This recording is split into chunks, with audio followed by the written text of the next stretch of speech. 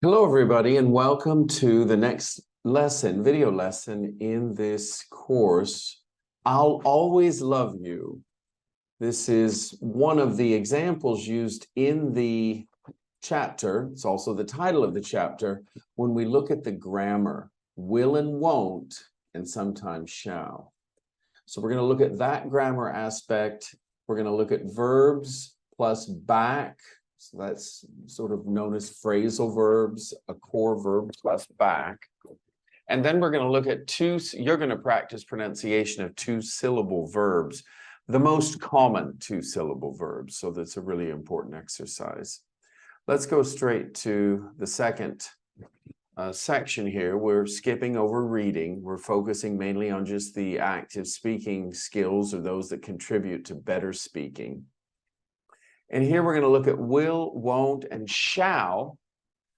And we're going to skip down to C because A and B aren't relevant for the moment. So we're going to skip down to the grammar. And here we have, so will and won't are used for instant decisions. Do you see it here? Instant decisions, offers, or promises. Instant means in the moment. So we have some example decisions. I won't stay for dinner. Sorry about that. I can't stay. I won't stay. I think I'll go home early. This is a decision you've just made in the moment. People are asking what time they're leaving. I think I'll go home early. An offer, I'll help you with your homework, but this is what we want to be careful of. If we convert it to a question, it becomes shall. Shall I open the window? Not will I. Shall I open the window? And we also use it with we. Shall we go to the movies tonight? All right. Then we have, as you've seen in the title, I'll always love you and I won't tell anybody. These are promises. How many times has your best friend when you're younger said, I'm going to tell you a secret, but don't tell anybody? And you'll say, I won't tell anybody. What? So this is very common in English, all three of these. So the use of will and won't for these instant decisions, offers, and promises are very common. And we've got to know them, and you're going to know them because you've got some examples and practice exercises to do. We're going to move back up and see if we've covered everything. Well, now we have the pronunciation. And as I mentioned, these are all important verbs. You want to make sure and pronounce them correctly. So some of these we have to practice and practice. That's actually the same. But sometimes we have verbs and nouns that are slightly different. I'm looking here. No, these are all the same. So what you want to do is decide which syllable, the first or second, these is emphasized. So for example, to decide, decide. The next one, offer. So O is the accented syllable there. Offer, not offer, offer. First one, decide, not decide, decide. All right, you're going to do the rest and then you're going to listen for the answers. And it's really important that you get these right because these verbs are ones we use all the time. Now, we're going to complete some sentences together in D. Complete the sentences in your own words, then read them to a partner. So we're going to be partners for just a moment. So are your sentences the same or different? So think about number one. I'm going to give you my sentence now. If you want to pause after each of these, you can before I read them. I never complain about my mother's cooking. It's true. I did once, and I learned my lesson.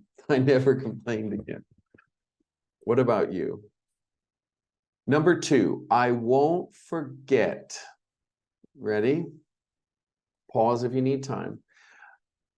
I won't forget the New Year millennium. I was with my best friend in Germany, and it was a really special moment.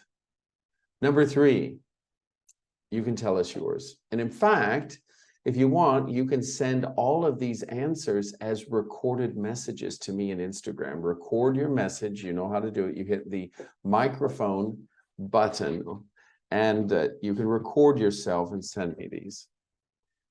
Shall I, notice here we have shall because it's a question. Shall I invite the neighbors for dinner? It's a common question we asked when I was growing up. We had very good friends who were neighbors. I need to borrow your jacket. Can I? I prefer not to, and here's where we use not. Not goes here before the infinitive. I prefer not to go to the cinema today. I'm not feeling well. I'm feeling fine, by the way. It's just an example. All right, you can send me your answers and I'll see if you've said them correctly. Now in vocabulary, we're going to take a look at back, verb plus back. So these are phrasal verbs using I guess it's the preposition back. So we have here, could be an adverb in some cases. Carmen came, look at this, Carmen came to England. Carmen came back to England. What's the difference?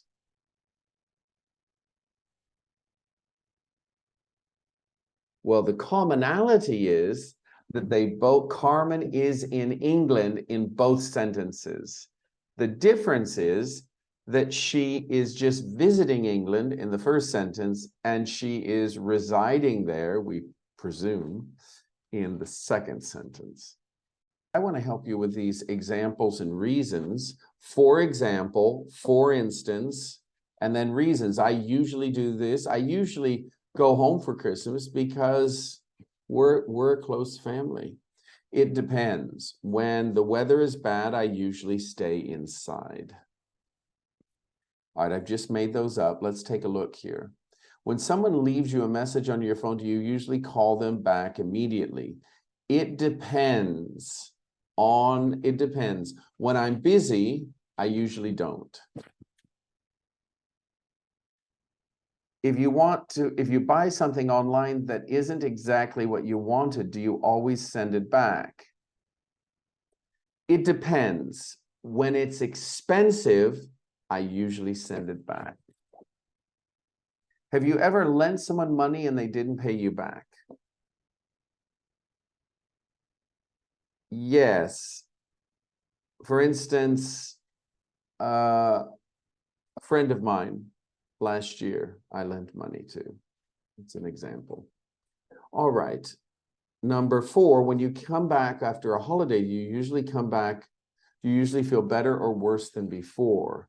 I usually feel better because I have a suntan. I feel I've been outdoors a lot. I usually take holidays that are rather sunny. So I usually feel better because I'm outdoors. And then number 5, when you borrow something from a friend, do you usually give it back to them? I always give it back to them. If you buy something to wear, sorry, I usually give it back because that's the right thing to do. I forgot we have to use usually. If you buy something to wear from a shop and then decide you don't like it, do you usually take it back? It depends on how expensive it is. So you can practice these. And in fact, if you want to answer 2 or 3 of these in a voice recording instead of the first, it's probably more interesting. So you can decide this is going to be more interesting for homework. All right, that's your homework. Happy studying. Speak to you soon.